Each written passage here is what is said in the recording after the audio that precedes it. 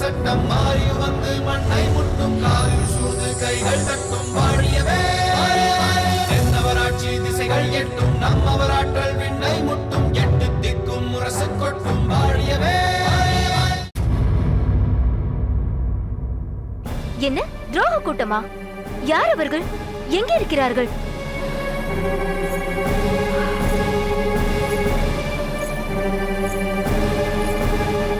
அவர்கள் ஒன்றும் தனி இடத்தில் வாழும் கூட்டம் கிடையாது.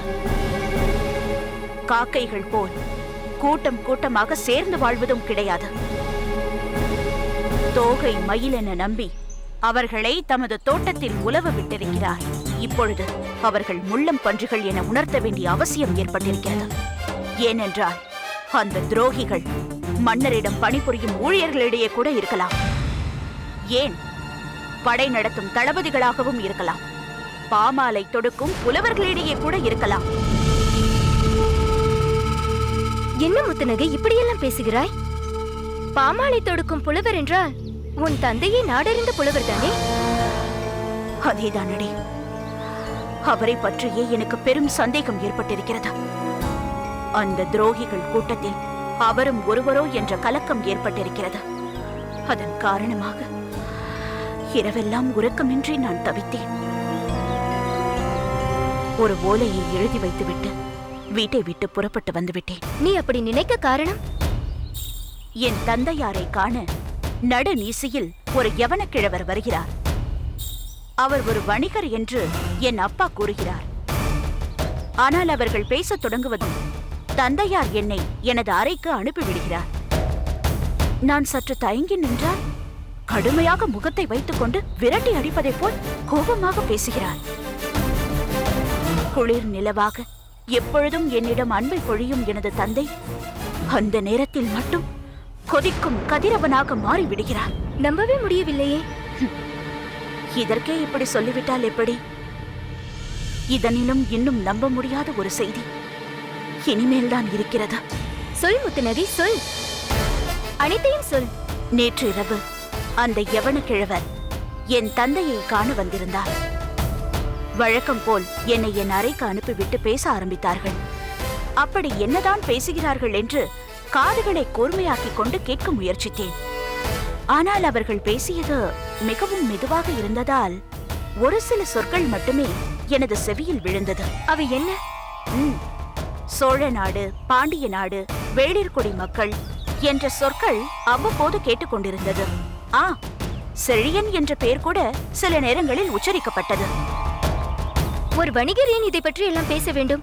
உன் தந்தையார் ஏன் அவரிடம் இவற்றையெல்லாம் விசாரிக்க வேண்டும்?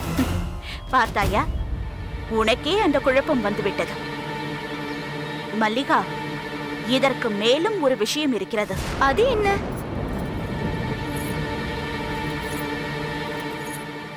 வந்திருந்தவர் யவனக்கிழவரே அல்ல. அப்படி வேடமிட்டுக் கொண்டு உளவு பார்க்க வந்திருக்கிறார்.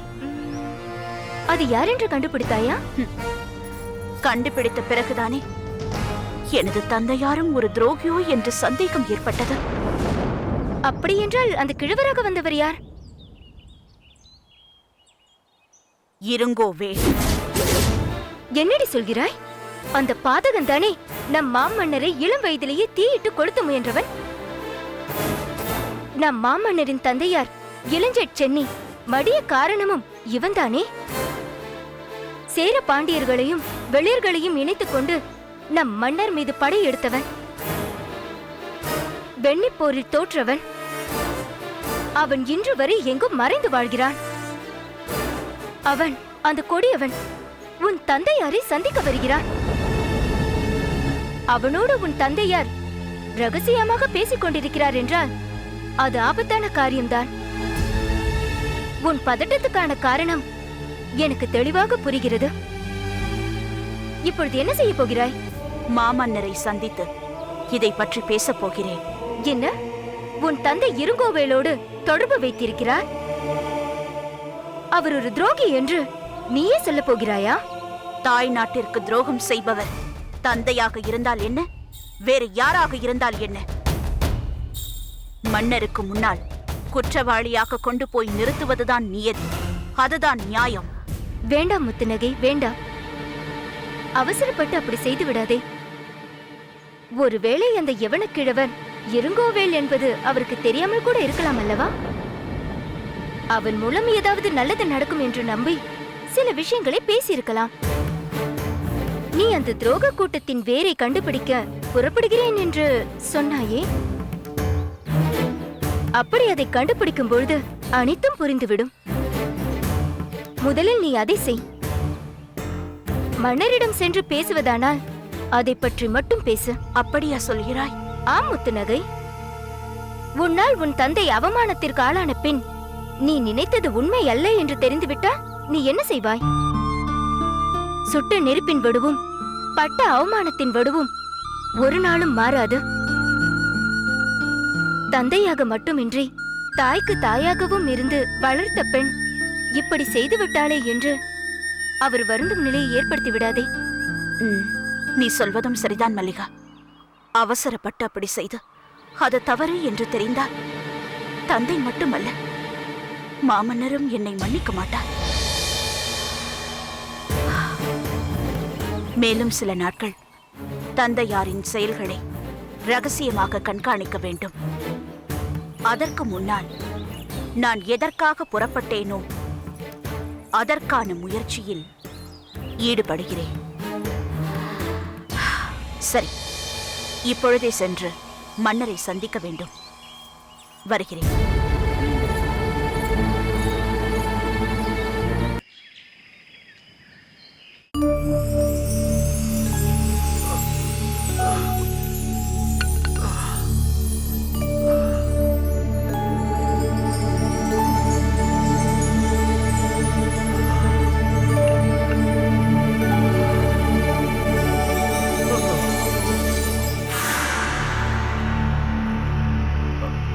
முத்துநகை, முத்துநகை, என்னம்மா?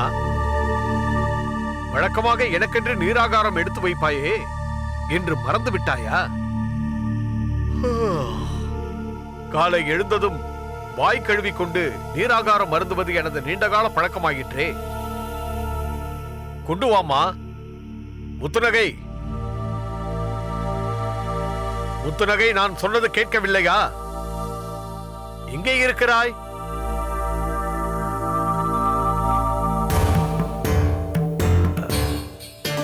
இந்த நேரத்தில் எங்கே சென்றாள்? இப்படி ஒருபோதும் சென்றதில்லையே.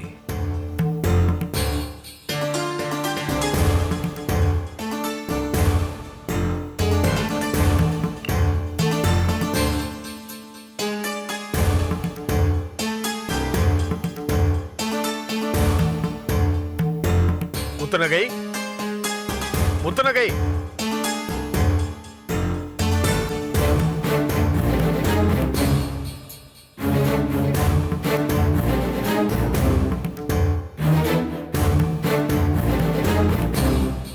அம்மா முத்துநகை, அம்மா முத்துநகை,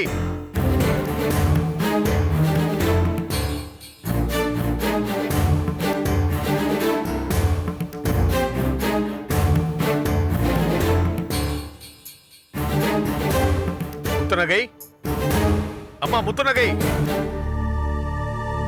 முத்துநகை,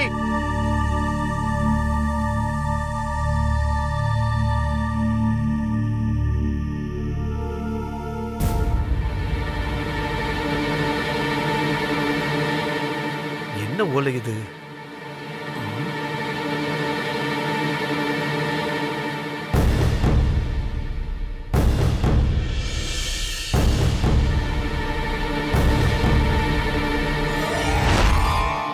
அன்புள்ள தந்தைக்கு என்னை மன்னித்து விடுங்கள். சோழ பெருநாட்டின் கீர்த்தியை குலைக்க சதி நடக்கிறது. அந்த சதியில் யார் யாரோ ஈடுபட்டிருக்கிறார்கள். என்னையே நான் சந்தேகப்படும் அளவிற்கு இந்த திருநாட்டில் ஒரு புதிய நிலை உருவாகி இருக்கிறது. கரிகால் சோழரின் உயிரை குடிக்கவும், நமது தாயகத்தின் மீது படையெடுத்து மோதி பழி தீர்க்கவும் பகைவர்கள் நேரம் பார்த்து காத்து கொண்டிருக்கிறார்கள். அதற்கு இங்குள்ள சிலரே எடுபடிகளாக அமைந்து விட்டார்கள். அந்தோ சுதந்திர திருநாடே, உனது கதி இப்படியே ஆக வேண்டும் என்று இரவெல்லாம் எண்ணி எண்ணி கண்ணீர் வடித்தேன். தந்தையே, தமிழ் வளர்த்த நல்லோர் என போற்றப்பட்ட பெருமக்கள் கூட அந்த தமிழ் வளர்த்த பண்பை மறந்து விட்டார்கள். இதை பற்றியெல்லாம் நான் நினைத்து பார்க்கும்போது என் நெஞ்சில் நெருப்பு மூண்டு விடுகிறது. நான் ஏன் சோழ நாட்டில் பிறந்தேன் என்று எனக்கு நானே கேட்டுக்கொண்டேன்.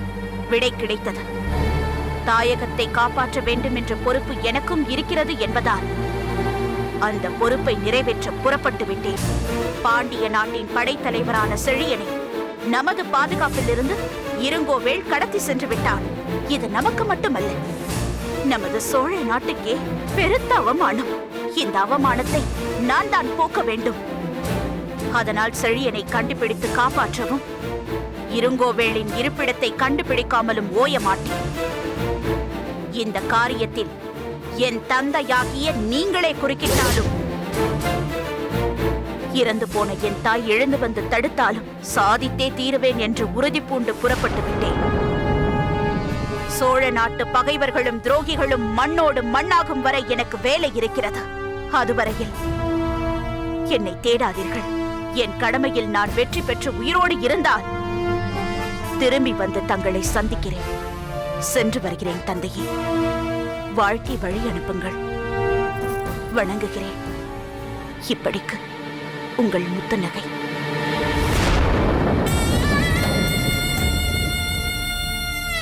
முத்துநகை, முத்துநகை, என்ன காரியம் செய்ய துணிந்து விட்டாய் முத்துநகை? ஒரு நானே சென்று முனைந்து செய்ய வேண்டிய காரியத்தை நானே சென்று முடிக்கிறேன் என்று புறப்பட்டு விட்டாயே. ஒரு பெண் தன்னந்தனியாக சென்று சாதிக்கக்கூடிய காரியமா இது? உன்னுடைய ஒவ்வொரு தமிழ் எழுத்தையும் நான் திரும்ப திரும்ப பார்த்து பரவசம் அடைந்திருக்கிறேன் முத்துநகை.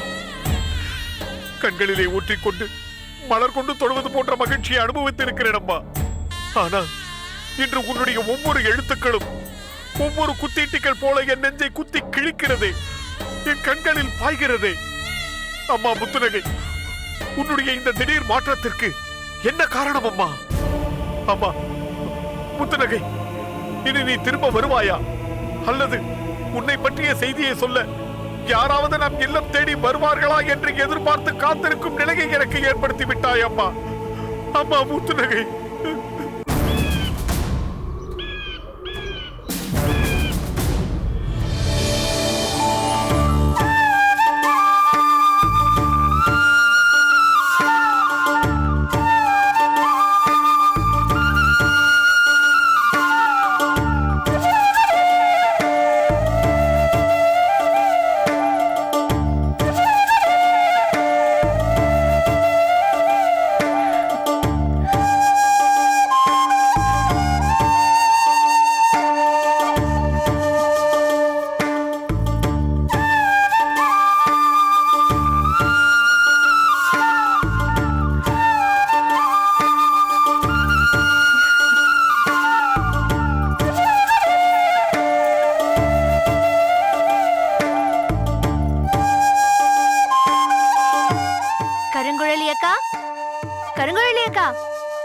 கருங்குழலி அக்கா, என்ன இது? கருங்குழலி அக்கா இங்குதானே இருப்பதாக சொன்னார்கள். ஆனால் அவர்களை காணவில்லையே. அக்கா, கருங்குழலி அக்கா. அடியே வளர்மதி, போதுமடி உன் விளையாட்டு. நான் இங்கேதான் அமர்ந்திருக்கிறேன். கண்களை திறந்து நன்றாக பார். அம்மாடி, ஆமாம், தாங்கள் கருங்குழலி அக்காவே தான். நான் ஏதோ மணப்பெண் தான் அமர்ந்திருக்கிறாள் என்று நினைத்து விட்டேன். என்னை பார்த்தால் அப்படியா இருக்கிறது? அதில் என்ன சந்தேகம்? நீங்கள் இந்த அலங்காரத்தோடு இப்படியே போய் நின்றால் எப்படிப்பட்ட ராஜகுமாரனாக இருந்தாலும் மயங்கி விழுந்து விட மாட்டானா? உண்மையாகவா சொல்கிறாய்? அதில் என்ன சந்தேகம்?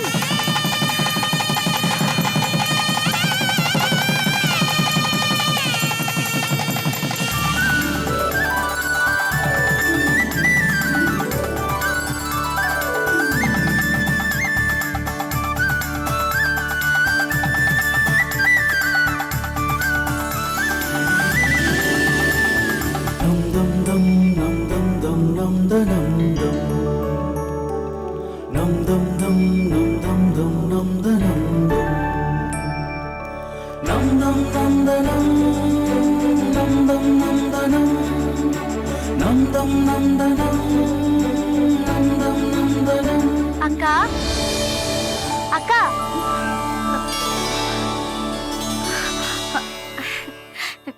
என்னடி? என்ன கனவில் மூழ்கி விட்டீர்களா? அது எப்படி உனக்கு தெரிந்தது? அதான் கண்ணை மூடிக்கொண்டு பரவசத்தோடு புன்னகை செய்தீர்களே, அது போதாதா? புரிகிறதல்லவா? பிறகு எதற்காக நீ அவசரப்பட்டு அதை கலைத்தாய்? உங்கள் ஆசையெல்லாம் கனவாகவே போய்விடக் கூடாது. அதை நனவாக்குவதற்கு நீங்கள் தான் முயற்சிக்க வேண்டும். அதைத்தான் சொல்கிறேன் நான். அதற்கு என்ன செய்ய வேண்டும் என்கிறாய்? இளவரசர் தனிமையில் ஓவியம் வரைந்து கொண்டிருக்கிறார். அது யாருடைய ஓவியம் என்று தெரியவில்லை. நெருக்கமானவர்களையே நெருங்க விடுவதில்லை. என்னை போன்றவர்களை அருகில் நெருங்க விடுவார்களா? நீங்கள் சென்று பாருங்கள். அவர் வரையும் ஓவியம் ஆனா பெண்ணா? பெண் என்றால் நீங்களா அல்லது வேறொருத்தியா என்பதை நீங்களே கண்டுபிடியுங்கள். இல்லை வளர்மதி, இல்லை.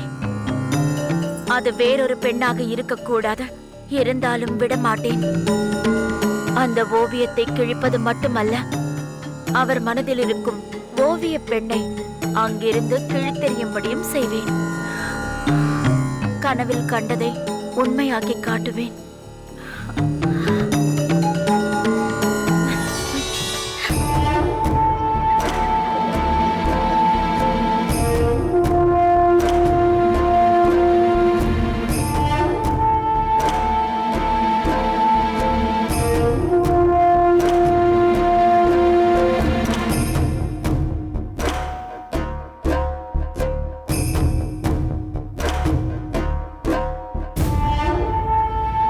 அமைச்சர்களே, தளபதியாரே, இது நம் நாட்டிற்கு நேர்ந்திருக்கும் மிக பெரும் கலங்கம். இருவர் சண்டையிட்டு ஒருவன் மடிந்தவன் யார் என்று கூட தெரியாதபடி அது மாற்றப்பட்டு இருக்கிறது என்றால் அதைவிட அவமானம் வேறு என்ன இருக்கிறது? விருந்தினராக வந்திருக்கும் பாண்டிய மன்னர் நமது ஆட்சியை பற்றி என்ன நினைப்பார்?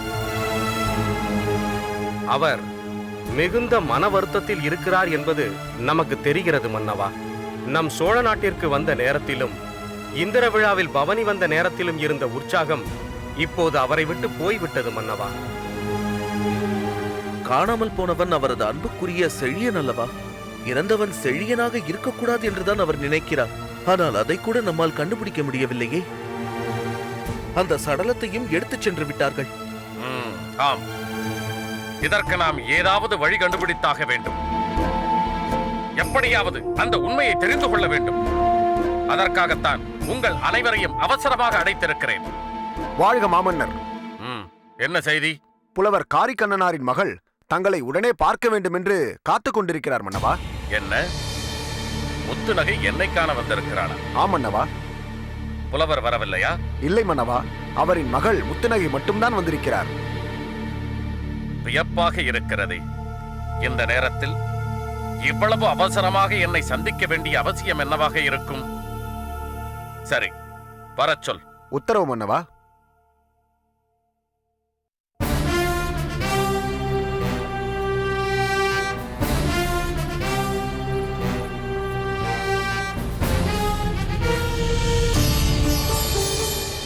முத்துநகையை நான் சிறுவயதிலிருந்தே நன்றாக அறிவேன்.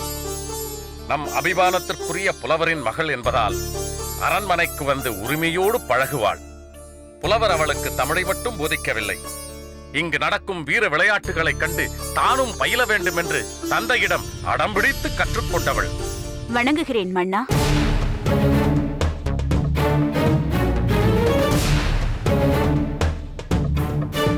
மாமன்னர் இருங்கோவேல். நிறுத்துங்கள்.